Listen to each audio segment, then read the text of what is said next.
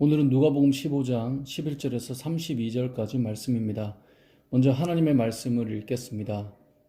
또 이르시되 어떤 사람에게 두 아들이 있는데 그 둘째가 아버지에게 말하되 아버지여 재산 중에서 내게 돌아올 분깃을 내게 주소서 하는지라.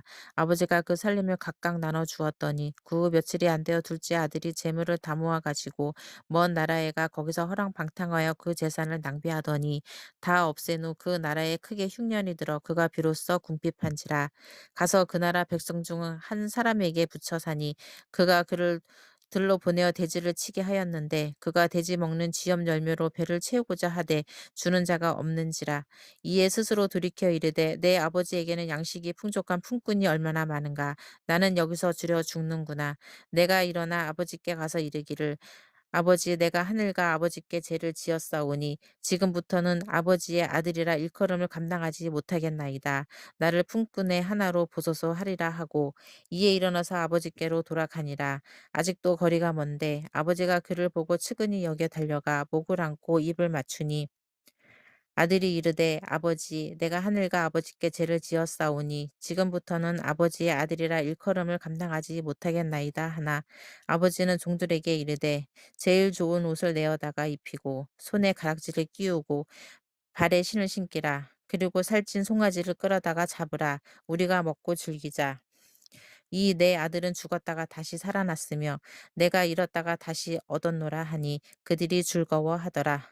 맏아들은 밭에 있다가 돌아와 집에 가까이 왔을 때에 풍악과 춤추는 소리를 듣고 한 종을 불러 이 무슨 일인가 물은데 대답하되 당신의 동생이 돌아왔음에 당신의 아버지가 건강한 그를 다시 맞아들이게 됨으로 인하여 살찐 송아지를 잡았나이다 하니 그가 노하여 들어가고자 하지 아니하거늘 아버지가 나와서 권한대 아버지께 대답하여 이르되 내가 여러 해 아버지를 섬겨 명을 어김이 없거늘 내게는 염소 새끼라도 주어 나와 내 벗으로 즐기게 하신 일이 없더니 아버지의 살림을 창녀들과 함께 삼켜버린 이 아들이 돌아오매 이를 위하여 살찐 송아지를 잡으셨나이다. 아버지가 이르되 예 너는 항상 나와 함께 있으니 내 것이 다 내 것이로되 이 내 동생은 죽었다가 살아났으며 내가 잃었다가 얻었기로 우리가 즐거워하고 기뻐하는 것이 마땅하다 하니라. 아멘. 오늘 본문은 우리가 너무나 잘 알고 있는 탕자 비유입니다. 새 등장인물이 너무나 중요하지만 오늘은 두 등장인물을 중심으로 간단하게 생각해 보려고 합니다. 먼저는 집을 나간 둘째 아들입니다. 둘째 아들이 아버지께 와서 재산을 요구합니다. 어차피 아버지 돌아가시면 받을 유산인데 미리 달라는 거예요. 이 말은 아버지가 살아있지만 본인에게는 돌아가신 것과도 같다는 표현입니다. 얼마나 무례한 모습입니까? 또한 둘째 아들은 아버지와 함께 누렸던 이 삶의 풍요로움이 아버지로부터 온다고 여기기보다 아버지의 재산으로부터 온다고 생각했습니다. 그래서 재산을 요구한 것입니다. 그리고 재산을 받는 순간 어떻게 합니까? 아버지를 떠나버리죠. 13절을 보면 이렇게 말씀합니다. 그 후 며칠이 안 돼요. 둘째 아들이 재물을 다 모아가지고 먼 나라에 가 거기서 허랑방탕하여 그 재산을 낭비하더니 저는 이 말씀에서 먼 나라라는 이 말이 둘째 아들의 마음을 너무나 잘 보여준다고 생각합니다. 아버지를 떠나는데요. 가능하면 멀리 가고 싶은 거예요. 아버지의 영향이 조금 더 미치지 않는 곳, 그런 곳으로 가고 싶다는 마음이 담겨 있는 거죠. 먼 나라에 갔어요. 그리고 자신의 소원대로 재산을 가지고 즐길 수 있을 만큼 즐기고 살기 시작합니다. 방탕한 삶을 살기 시작해요. 그렇게 시간이 흘러갑니다. 아버지 없이 재산만 있으면 아버지의 구속에서 자유롭고 마음껏 살 수 있다고 생각하고 보냈던 거죠. 그런데 시간이 흘러가다 보니 아버지 없이 누리는 그 방탕의 기쁨은 결국 끝이 오게 된다는 것을 알게 돼요. 그리고 그 끝은 너무나 비참했습니다. 나중에는 인간답게 살아갈 수조차 없는 상태까지 가게 되죠. 오늘 본문에 등장하는 둘째 아들은 하나님을 떠난 모든 인류의 모습을 대표합니다. 하나님을 떠난 인간, 가능하면 하나님을 떠나 멀리 멀리 먼 나라로 가는 인간의 모습, 자유로워 보이십니까? 얼마나 자유를 갈망하며 떠나가는 것이겠습니까? 이제 마음껏 방탕할 수 있는 시간이 찾아온다. 얼마나 기쁘겠어요. 그런데 시간이 흐를수록 깨닫게 됩니다. 세상의 방탕함으로 누리는 기쁨은 결국 끝이 와요. 모든 인생은 그 사실을 알고 있습니다. 그래서 하나님을 떠난 채 몸부림치지만 결국 하나님 없는 인생은 공허하다라고 하는 것을 다 경험하고 살아가게 되는 것이죠. 다시 본문으로 돌아가 둘째 아들은 이제 결심합니다. 무슨 결심이죠? 집으로 돌아가자. 집으로 돌아가자. 하지만 그는 돌아가서 아버지를 뵐 면목이 없지 않겠어요? 그래서 아버지를 만나면 아버지, 제가 아버지께 죄를 지었사오니 아들이라 감히 말할 수 없습니다. 이제부터는 품꾼의 하나로 저를 여겨주십시오 라고 말할 생각을 가지고 돌아가려고 했습니다. 그렇게 아들은 집으로 돌아가죠. 여러분, 돌아가는 길이 어땠을까요? 먼 나라로 떠났으니 돌아가는 길이 힘들었겠죠. 저는 이 본문을 묵상할 때마다 아들이 돌아갈 때 이렇게 생각했을 것 같아요. 내가 이렇게 멀리 왔나? 내가 이렇게 멀리 왔나? 왜 우리도 신앙생활 하다가 뭔가 이렇게 다운될 때 다시 그 신앙의 상태, 영적인 상태를 회복시키려 하면 그게 잘 안 돼요. 내가 이렇게 멀리 왔나? 이렇게 멀리 왔나?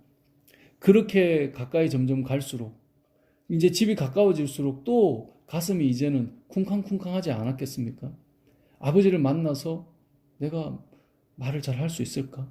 동네로 들어갈 때 사람들이 이 몰골에 나를 보면 뭐라고 수근거릴까? 집으로 가면 누구를 처음 만나게 될까? 온갖 생각을 하며 떨리는 마음으로 돌아가지 않겠습니까? 그렇게 집으로 돌아가는 상황에 오늘 본문에 중요한 또 한 명의 인물이 등장하죠. 바로 아버지입니다. 20절은 이렇게 말씀합니다. 이에 일어나서 아버지께로 돌아가니라. 아직도 거리가 먼데 아버지가 그를 보고 측은히 여겨 달려가 목을 안고 입을 맞추니. 아들이 저 멀리서 오는데 아버지가 그를 봅니다.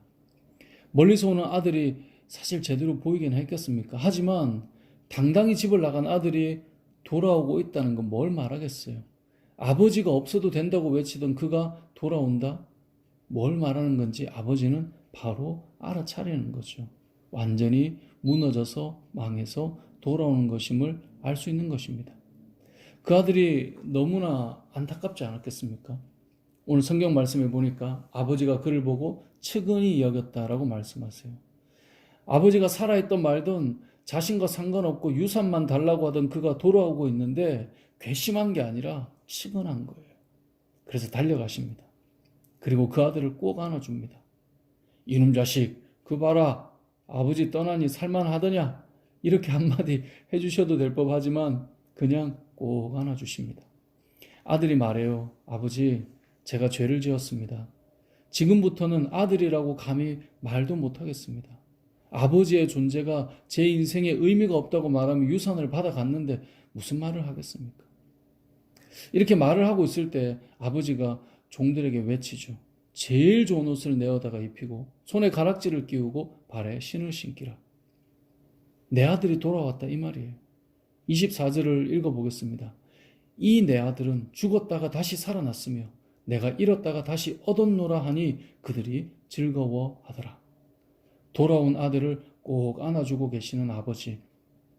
그 먼 거리를 먼저 달려 나오셔서 다른 이들이 먼저 아들에 대해 말하지 못하도록, 그리고 아들이 먼저 다가오기 힘든 그 무거운 발걸음을, 아버지를 본다면 그 아들이 아버지께로 나아가는 그 발걸음이 얼마나 무겁겠어요. 그걸 조금이라도 줄여주기 위해 아버지는 달려오셔서 그 아들을 안아주셨어요. 둘째 아들이 하나님을 떠난 인생을 그려놓고 있다면 아버지는 그 아들을 기다리며 돌아오는 아들을 안아주시는 우리 하나님 아버지이심을 우리는 알 수 있게 됩니다. 우리는 다 둘째 아들 기질을 가지고 있습니다. 모두 하나님을 떠난 죄인이었기 때문입니다. 하지만 하나님께로 돌아가는 모든 인생을 하나님은 다 품어주십니다. 다 안아주십니다. 달려와 주십니다. 부끄럽지 않게 해주십니다.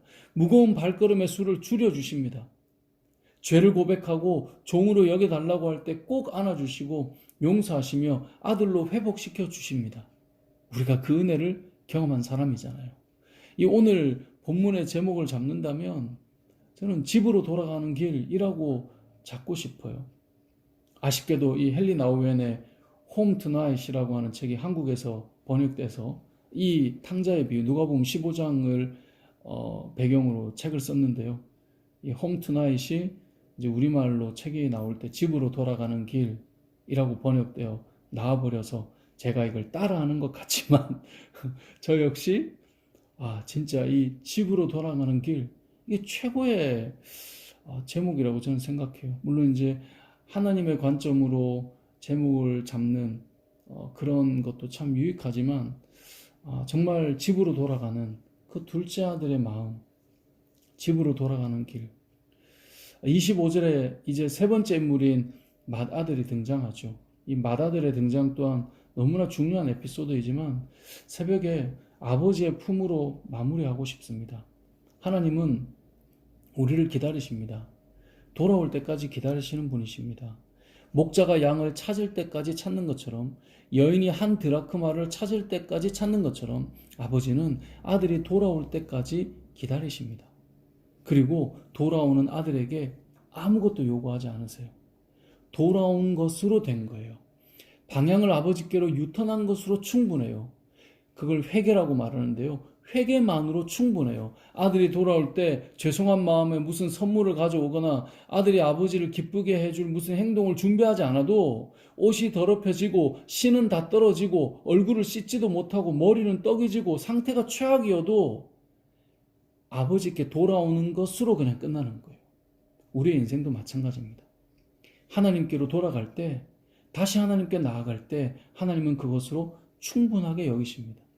우리가 회개하고 방향을 돌이키는 그것만으로도 하나님께서 달려오셔서 꼭 안으시고 우리를 다시 아들로 새롭게 회복시키신다는 사실을 우리가 기억해야 합니다. 사랑하는 성도 여러분, 우리는 그 은혜를 입은 자로 이미 살아가고 있죠. 하지만 때로는 탕자까지는 아니지만 우리가 하나님께로 나아가야 될 삶의 위치에 놓여 있을 때가 있어요. 이때 우리는 늘 생각합니다. 뭔가를 해야 되는 거 아닌가? 뭔가를 준비해야 되는 것 아닌가? 아닙니다. 하나님께로 돌이키기만 하면 하나님이 우리를 향해 달려나오시는 것입니다. 사랑하는 성도 여러분, 탕자가 집으로 돌아가는 그 발걸음, 여러 생각이 있었겠지만 돌아간다라고 하는 것이 너무나 중요한 것이었고 하나님께로 다시 나아가는 그 인생이 회복되는 인생으로 바뀌어져 갔던 것처럼 저와 여러분의 삶이 날마다 아버지의 품에서 그 회복의 기쁨을 누리는 은혜가 있길, 또 떠난 자가 돌아오는 구원의 열매와 기쁨을 경험하는 그러한 우리의 삶이 되시길 주님의 이름으로 축복합니다. 아멘.